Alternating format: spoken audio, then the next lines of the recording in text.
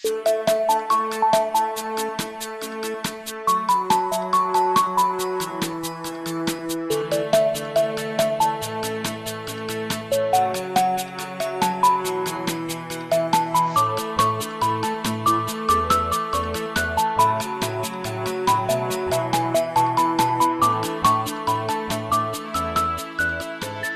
morning, good afternoon, good evening, everyone. Hope everything is well. We're back with today's episode. What multilingual? I'm no lingual. These days, it's very easy to find multilinguals around you. And here we have 3 on this episode. We'll be diving into our encounters of languages, how we grasp them, and also explore how our character changes when speaking a particular language. Although we may find ourselves smart by not needing subtitles to understand certain TV shows or movies, the real question is, are we truly multilingual? We'll find out later, so let's just dive in.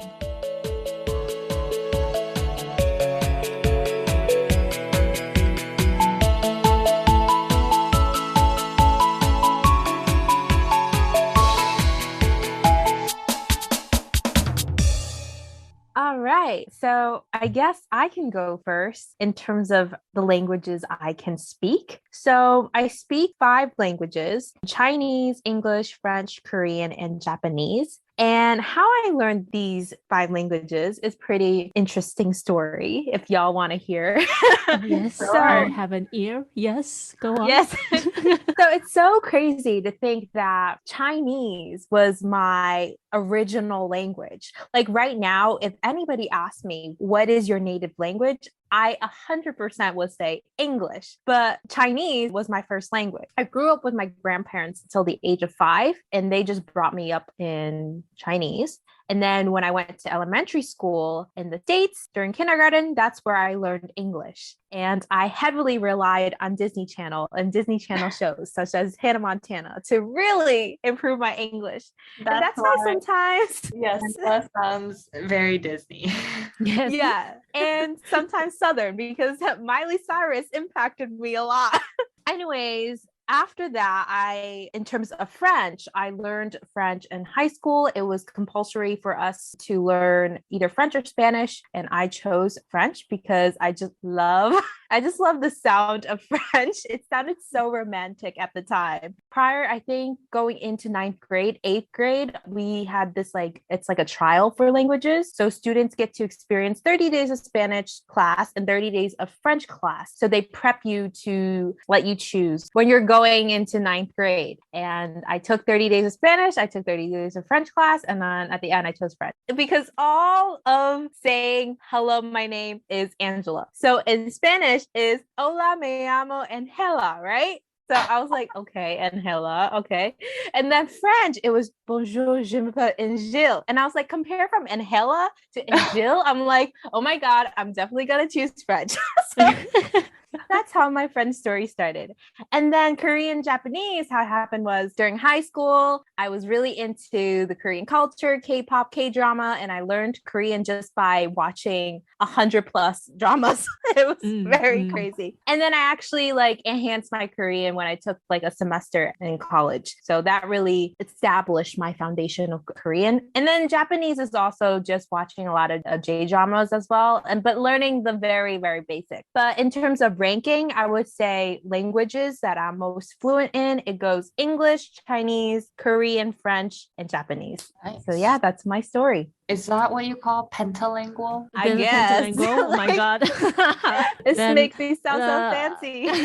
Well, then what? 7 nanolingual then? Septlingual. Oh, maybe it's sept. Okay, maybe I'm wrong. Septolingual or nanolingual. It's one of those. Yes, then that is where I start my story. I'm going to go next because I realized that a lot of my story is actually very, very similar to what Angela shared. And I would just say that the exposure I had with each of the languages I learned was actually marked by an event in my life. So every time I think of this language when I started, I'm like, oh yeah, this is whatever happened in my life at that moment in time made me want to learn this language. So similar to Angela, at the start, my first language was actually Chinese, and it's not even Chinese, it's Chinese dialect called Shanghainese. Yes, the dialect spoken in Shanghai. That was my first language because my grandma could only speak that language. She can't even speak Mandarin. And then my mom is also Shanghainese. So that was the first language I got exposed to as a kid. And then when I went to nursery school, that was the only language I could talk. And like I couldn't even talk any English. And slowly in my second year in nursery, my mom realized I really needed English. Otherwise I wouldn't get by. Like, yeah, you know, you still need to communicate with other kids in that language. So then I started taking English classes, and eventually my English got better,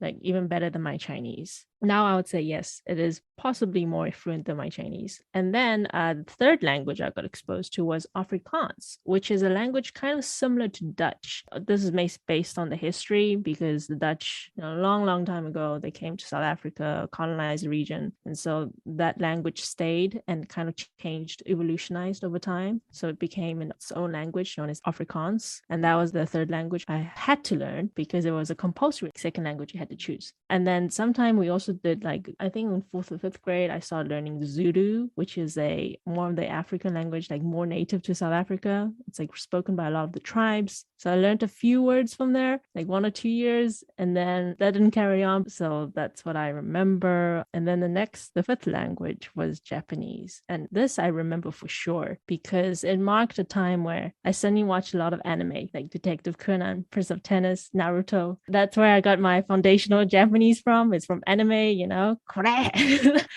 baka dare, like, you know, those words.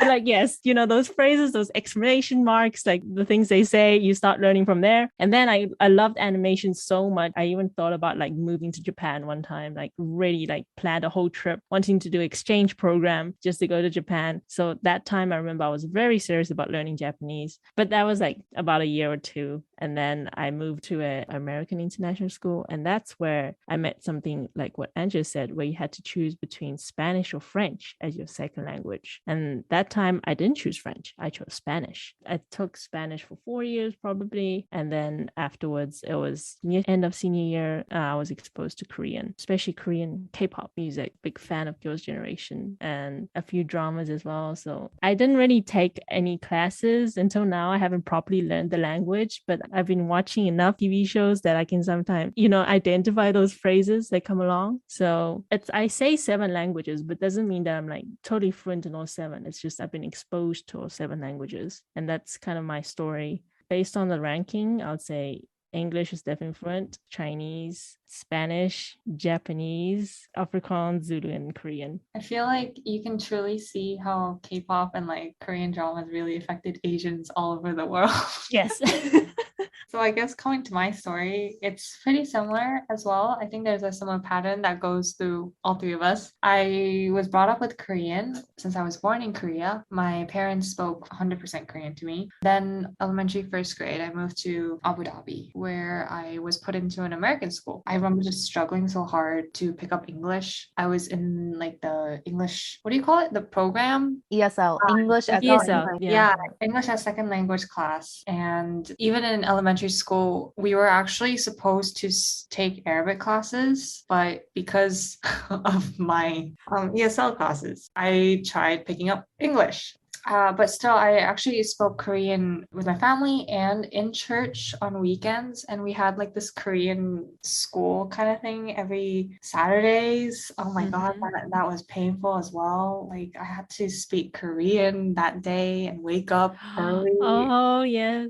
I have Chinese school for me every Same. Sundays. Oh my God, we all went. It is Trauma.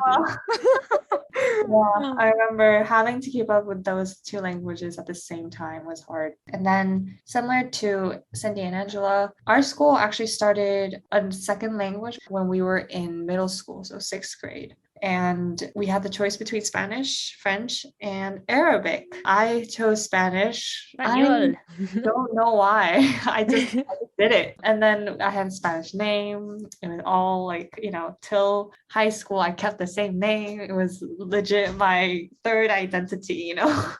What's your Spanish name? I'm intrigued. Wait, I'll spell mine if Cindy spells hers. My name is just Cindy. Oh, really? You didn't have a Spanish name? Hola, me llamo de Cindy. You just say it with Oh, an accent.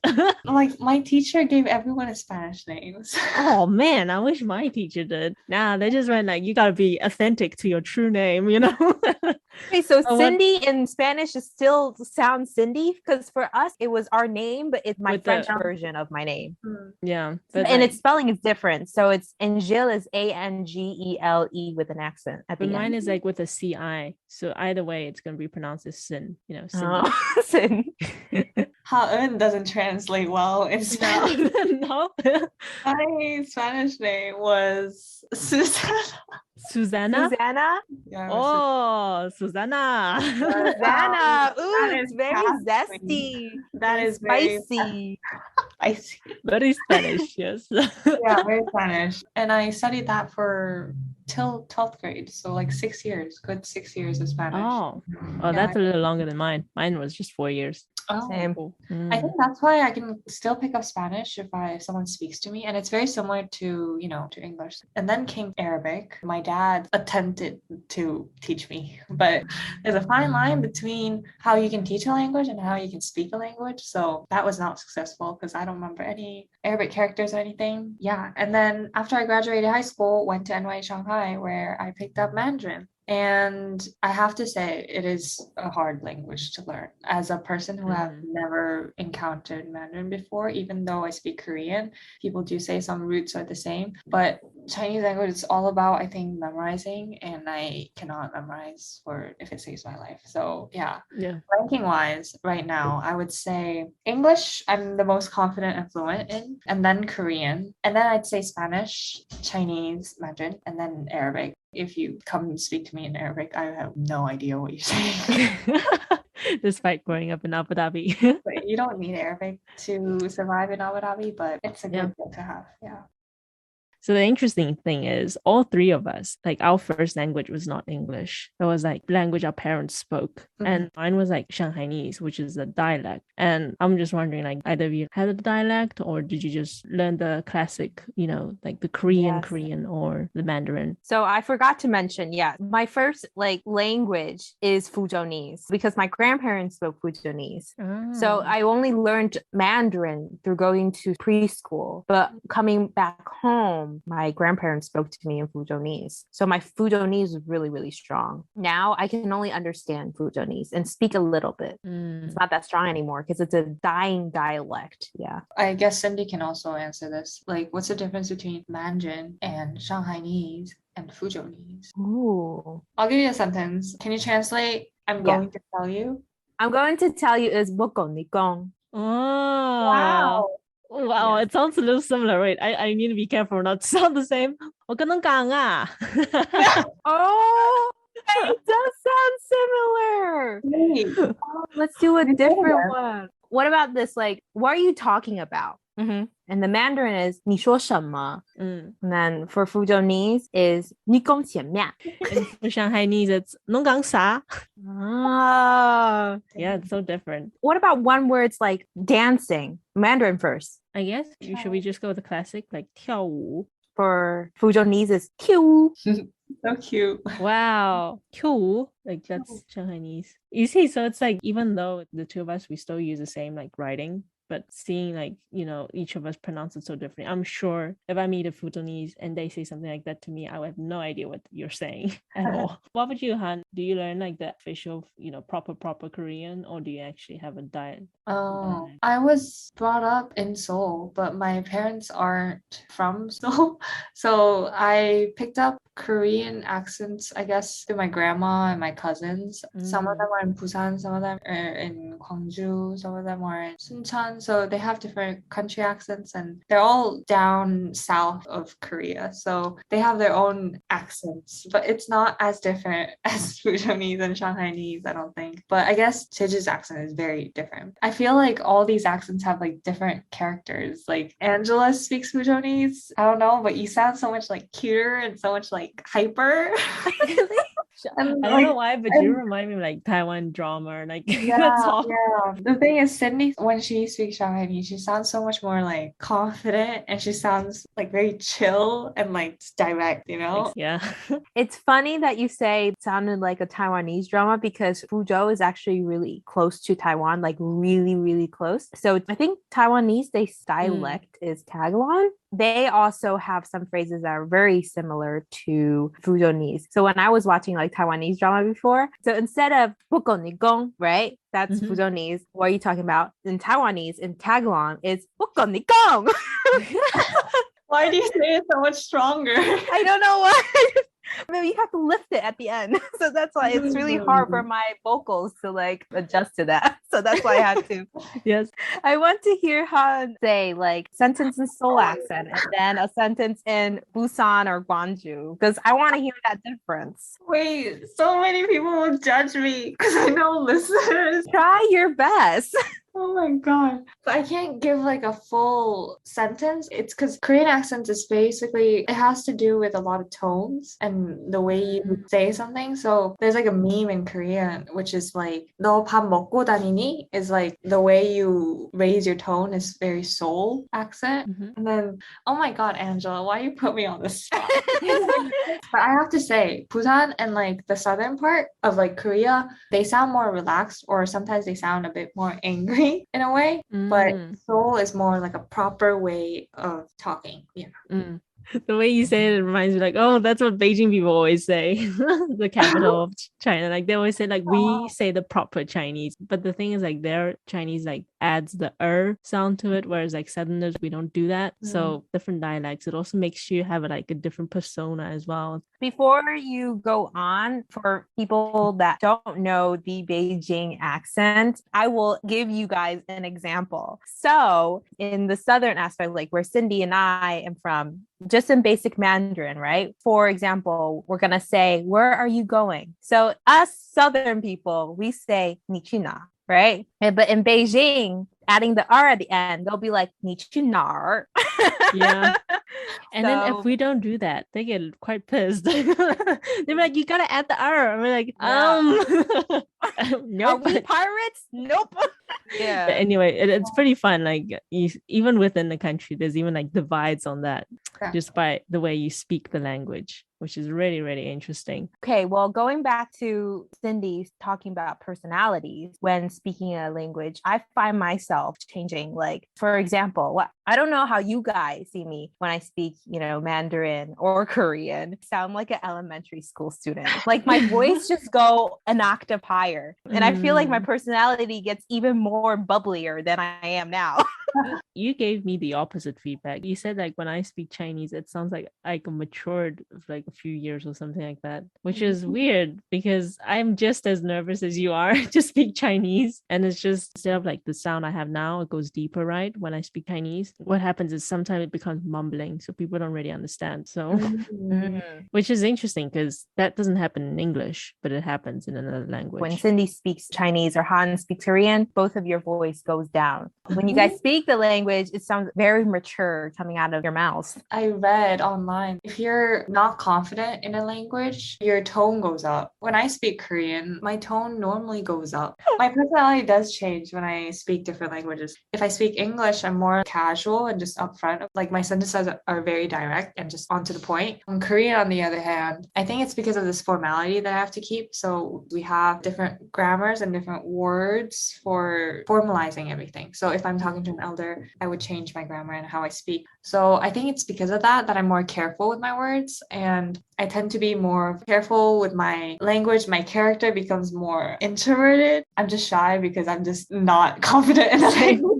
So like, I don't know, what does that mean? Like, what do people mean by working fluency? Are you able to speak the language at work? Or I think what they mean by working fluency, because I seen that word a lot when I applied to jobs in Shanghai. And I just always see it as, are you able to communicate with your colleagues in Chinese and also write and read in Chinese, all the documents? I guess all aspect, like listening, reading and writing and all that. yeah. But like able to get at least something done at work. Yeah. And And adding on, sometimes when I'm like working on something else, my thoughts are in a different language than the content that I'm working on. That's the trouble with the multilingual. Oh. Yeah, it's like I'm working in English, right? I'm typing something in English, but my thoughts are all in Korean. And it's like the way I translate everything. It really gets me when like maybe people monolinguals don't have that problem, but sometimes I only remember that word in that language. And I can't seem to translate it. And it's so annoying because it's like there's no better way to describe it except that word, but it's in another language. And that's the point when like I start questioning myself, what is my mother tongue? Because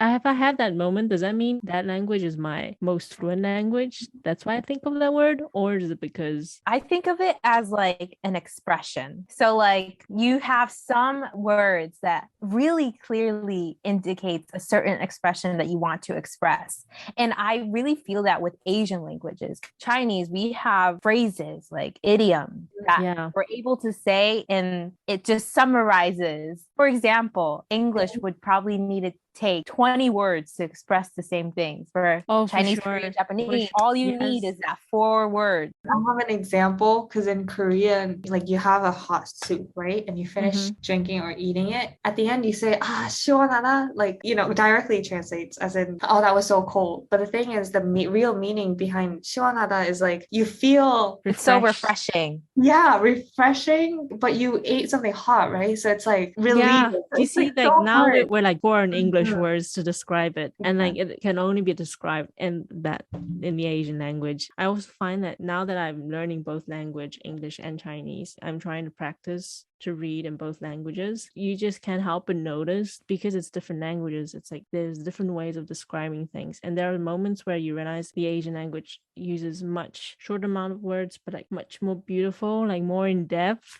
than how English is being translated in. Let's just say, BTS songs or like IU songs. So many times I've seen like the English translation for those songs and the actual, well, I don't understand Korean, but I see like the Chinese translation of it. And it's just so much more in depth, more poetic, more beautiful. But you don't see that in the English because English, it's like, in a way, I would say the language is more direct. So it's like it lost so much of the meaning. And moments like this, it gets me. I wish I could, tell people like. Yeah, it's like there's so much more depth in the sentence, but if you translate to other languages, it's so much more to the point. But I also think that there's a pro to that because I do see how like business and work, it's very direct and easier if you communicate in English because it's so just to the point. So it's like you don't have fluff around your words. So sometimes your attitude changes, and I think that comes with culture as well. Like English is so much easier to get the point across, but like Asian language tend to be more deep and I guess artistic in a way that, there's so much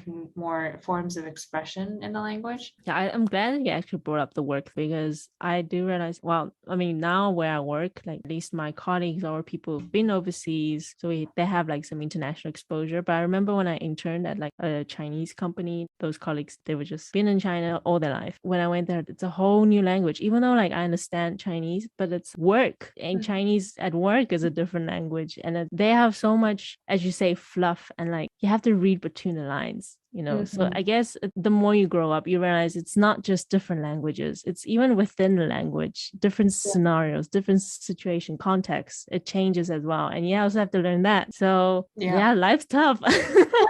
So it's like, well, what does it mean to be multilingual when like even one language is so complex already? How are we ever gonna be multilingual? Well, to go off of Cindy, how to ever be fluent in a language or want to learn a language, what are some of tips that you guys can give to listeners to learn a language? I think the best way is just to have a buddy to talk to in that language. So for me, English, I picked it up because I had friends and teachers around me who I could just casually talk to. I'm not a person who studies or who picks up languages by textbooks or like grammars. So I need to be more within that environment so I can pick up their characteristics, the way they change the tone for different words and etc. But I know for Chinese, I had to learn it in a school environment where it was more like I need to memorize characters, I need to memorize like the grammar structure. So I think for me personally, if you really want to pick up a language, you just have to to talk to someone daily in that language. But otherwise, sure, but hit the books. Also, if you don't feel the best way for you to learn is through books, like how I mentioned, start by watching films, listening to music of that language, and pick up some sentences and phrases and see how you feel. Test drive that language, test it out, and see if you can really like absorb it the way you want and how fun it is. Because for me, like I watch so many Korean dramas that now like I could understand 75% speaking wise, but I'm not able to speak back. Say it because I had no one to practice with. But if I live in a Korean environment, I'm 100% sure I will be fluent. I agree, like being in the environment really does help. My advice is actually kind of similar to Angela's. The best way for me to learn was just through music, because like especially Japanese, they have a lot of spelling that are like kind of similar, but if you emphasize some of the syllables, it means a different word. And I hear that through music, and that's how I was able to pick up Japanese. And then I would say the other would be, I was more into the books, but my book was detective books, mystery novels. Like that's one way to put it, because you need to find out the mystery, right? You got to solve the mystery, or watch TV shows as I did for my Chinese. I mean, TV shows are very interesting stuff, and like it makes you want to understand what they're saying. Right. So that's also one way. So basically learning through entertainment. Yes. So intriguing to think about like how speaking different languages literally remolds your brain and growing our brains and making it more efficient in the process. And though sometimes we do get confused interchanging between our pocket full of languages, I think we should all give ourselves a pat on our shoulders, because absorbing more than one language is already hard enough. And we hope today's episode can shine light to those who are multilingual or in the process of being multilingual about the benefits and the struggles of learning and obtaining various languages. So thank you guys for tuning in today's episode, What Multilingual? I'm No Lingual. And if you haven't, please subscribe, like, and leave a rating for Banana Corn, and recommend this to all your family and friends, and follow us on Instagram, BananaCornBD, and come back and join us on our next episode. This is us. Bye. Bye.